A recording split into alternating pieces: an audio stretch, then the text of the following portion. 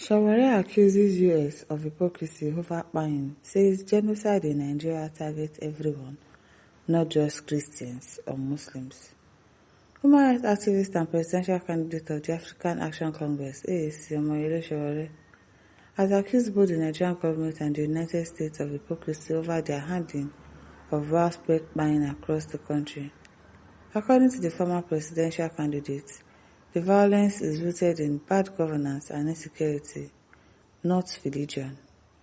Sowore, who spoke in reaction to renewed calls by some US lawmakers for Nigeria to be designated a country of particular concern (CPC) over alleged Christian persecution, dismissed the claim as misleading and politically motivated.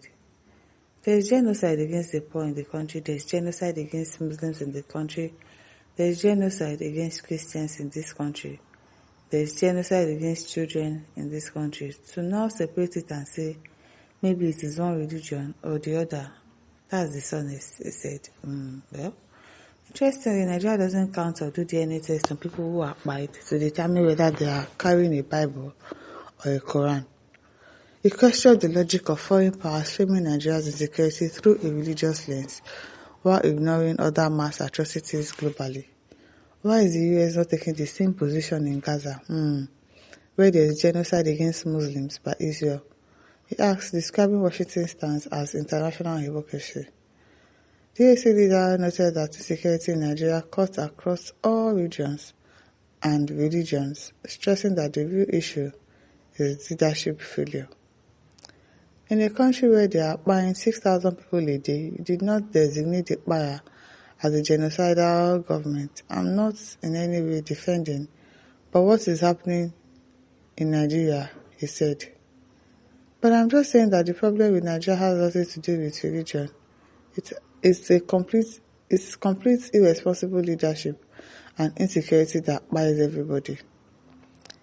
It is well. Sowore also pointed out that most terrorist attack occurs in the north, where both Christians and Muslims fall victim. When you talk about insecurity in this country today, it happens more in the north.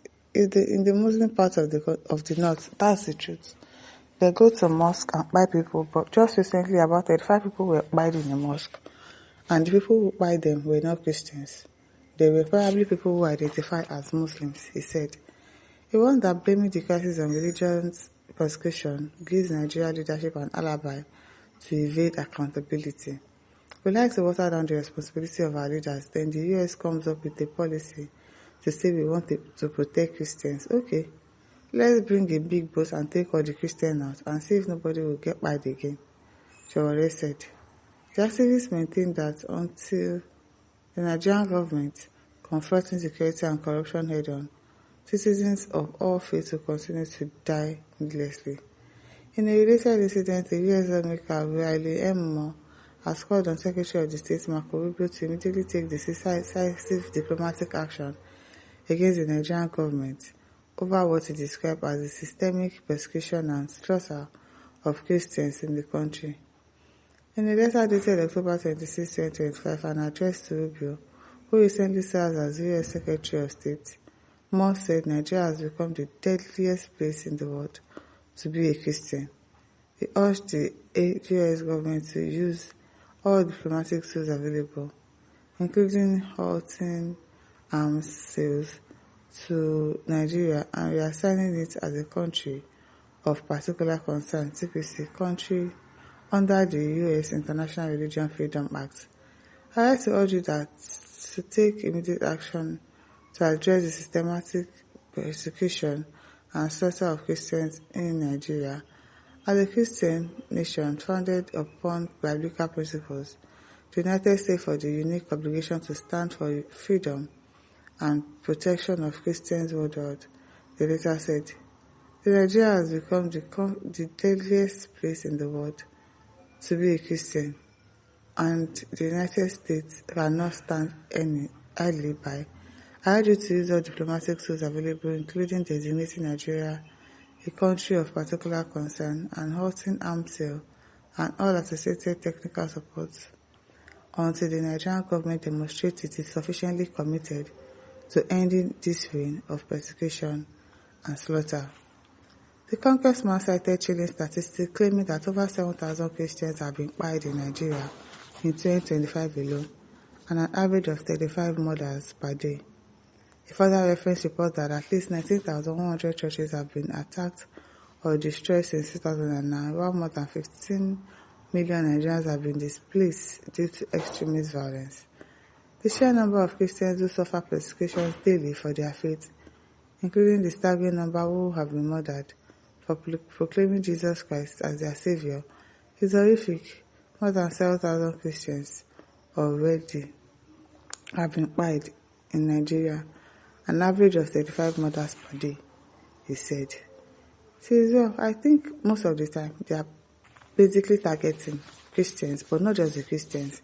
They also target the Muslims as well. So, Hamza says, only Igbo's comment is different. You will need connection to see Igbo people with normal sense. What did they pose that you say they don't have sense? As Ahmed Ghana says, for the first time in my life, I'm seeing Sowore saying the truth in the sensitive religious endeavor. That is as critical as this. I hope you will keep it up. And for the Christians in Nigeria that gullibly believe or say that terrorists target every Christians in Nigeria, we need to read what Sowore and Venom Mockery said about false accusation. May Nigeria remain blessed. Sadiq Jibril says, I saw the writing on his Twitter page. Very objective and non-biased. As Stephanie says, that confirms several occurrences, regardless of those who were involved. As Stephanie says, that confirms several occurrences. Okay. Ali Malduago says, Sowore, you are the best. Comrade Ruda says, I agree with him. I also agree. Jerome says, someone is looking for a vote now in the north. I sense it. MP Solo says, he's saying nothing but the truth. Ibrahim Jibril says, indeed, let's talk true. Let's face the truth and embrace it seriously. Ogedan Isaac says, okay, Ben Sowore, you go soon know. You go soon know wetin wan show am. Everyone says, my madman talks, they always dey different. The only Igbo's comments dey funny for here. I have not seen any of their comments. Yusuf Diko says, in fact, I like Nigerians who defend their country no matter what, no matter our differences. That is why I love Nigerians. That you see that one of supporting ourselves. When it's time to support ourselves, we do it wholeheartedly. Hey listeners, don't forget to like, to share, subscribe. Thank you for listening. See you some other time. Bye.